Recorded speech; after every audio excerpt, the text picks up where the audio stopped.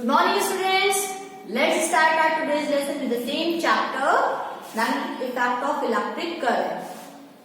Last वाले जो previous lesson था उसमें हमने पढ़ा how current carrying conductor experiences a force in the magnetic field. किस तरीके से एक current carrying conductor magnetic field में फोर्स एक्सपीरियंस करता है। Now in this chapter lesson we are going to study that how can we find the direction of this force।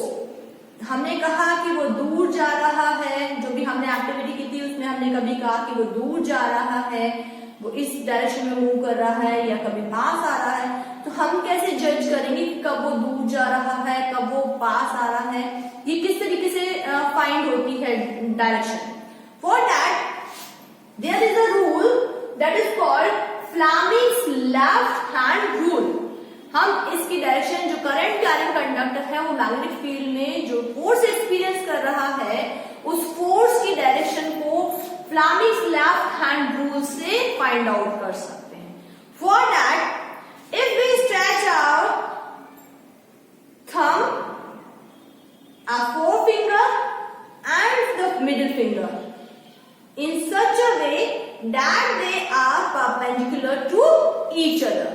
अगर हम अपने लेफ्ट हैंड की 3 फिंगर्स, थंब को, four finger को और मिडिल फिंगर को इस तरीके से स्ट्रेच करते हैं कि वो एक दूसरे की क्या होती हैं, परपेंडिकुलर होती हैं। Then the forefinger shows the direction of magnetic field। ये हमारी 4 फिंगर मैग्नेटिक फील्ड की डायरेक्शन में है। The middle finger shows the direction of the electric current। ये जो मिडिल फिंगर है वो इलेक्ट्रिक करंट की डायरेक्शन को शो कर रही है। Then the direction of this thumb will show the direction of the force or the motion of the conductor। ये जो थंब है वो फोर्स की डायरेक्शन को, या फिर हम कहें कि वो कंडक्टर किस डायरेक्शन में मूव कर रहा है उस डायरेक्शन को शो करेगा। तो इस लेफ्ट हैंड थंब रूल से हम इजीली जो भी फोर्स की डायरेक्शन है या मोशन ऑफ द कंडक्टर की जो डायरेक्शन है उसको फाइंड आउट कर सकते हैं। तो अगर हम इस तरीके से इसको ध्यान रखें, ये तीनों हमेशा परपेंडिकुलर होनी चाहिए।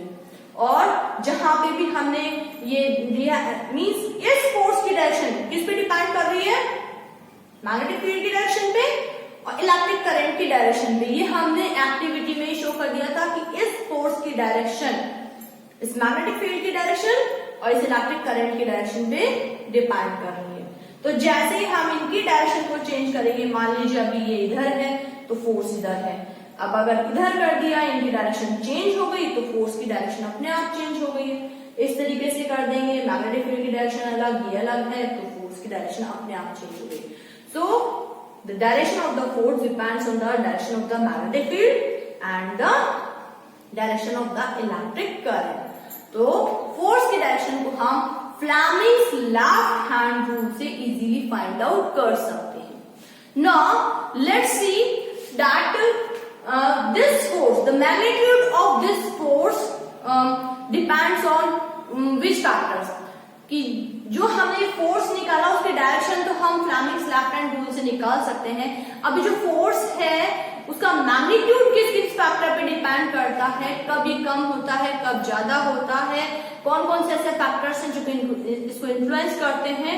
Let's discuss these factors on which the magnitude of this force depends.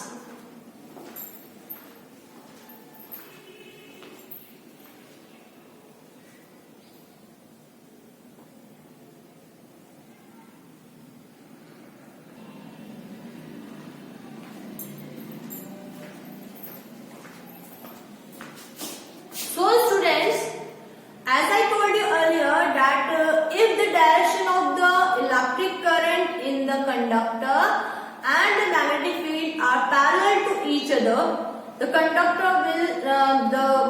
carrying conductor will not experience any force। अगर मैग्नेटिक फील्ड की और करंट की डायरेक्शन सेम है, पैरेलल है, तो जो हमारा करंट कैरिंग कंडक्टर है वो कोई फोर्स एक्सपीरियंस नहीं करेगा। तो ये जो हम फैक्टर्स पढ़ रहे हैं, इसमें कौन सी कंडीशन लगाई गई है, जिसमें कि मैग्नेटिक फील्ड की डायरेक्शन करंट कैरिंग कंडक्टर की डायरेक्शन की क्या है, परपेंडिकुलर है। So we can say that the factors on which the magnitude of the force depends. इसके लिए कंडीशन ये है कि हमारे मैग्नेटिक फील्ड की डायरेक्शन कंडक्टर की करंट में जो फ्लो पूरा करंट उसकी डायरेक्शन की परपेंडिकुलर होनी चाहिए। तो फर्स्ट जो फैक्टर है दैट द फोर्स, जो भी हमारा फोर्स एक्सपीरियंस कर रहा है करंट कैरिंग कंडक्टर, वो उसमें जो फोर्स लग रहा है it is directly proportional to the amount of electric current. जो फोर्स है वो इलेक्ट्रिक करंट की क्या है, प्रोपोर्शनल है।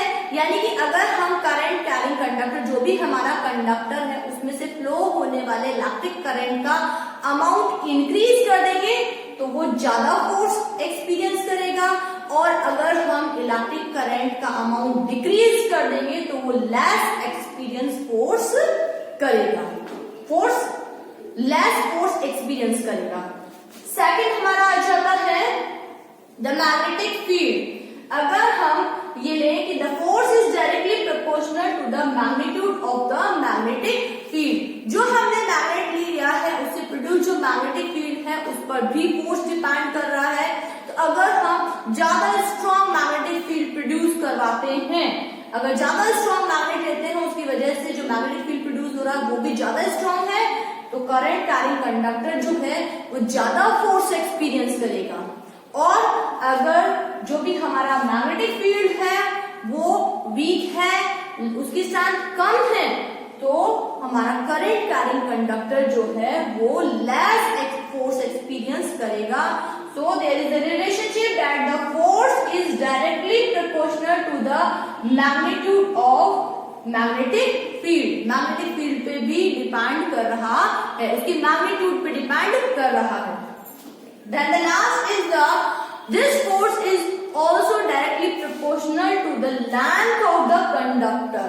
ये जो फोर्स एक्सपीरियंस कर रहा है कंडक्टर वो उसकी लेंथ पर भी डिपेंड करता है, और हमने बताया it is directly proportional to the length of the conductor, कि अगर हमने कंडक्टर की लेंथ बढ़ा दी तो वो ज्यादा फोर्स एक्सपीरियंस करेगा, और अगर हमने कंडक्टर की लेंथ को कम कर दिया तो फोर्स भी कम फोर्स एक्सपीरियंस करेगा।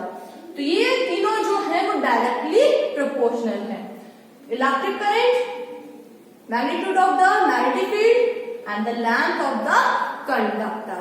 तो इन तीनों फैक्टर्स पे जो फोर्स है करंट कैरिंग कंडक्टर पर जो फोर्स लग रहा है उसका मैग्नीट्यूड डिपेंड करता है। So it is all about the direction of the force on a current carrying conductor and the magnitude of the force on a current carrying conductor. So I hope you have understood the content. That's all for the day. Thank you and have a nice day.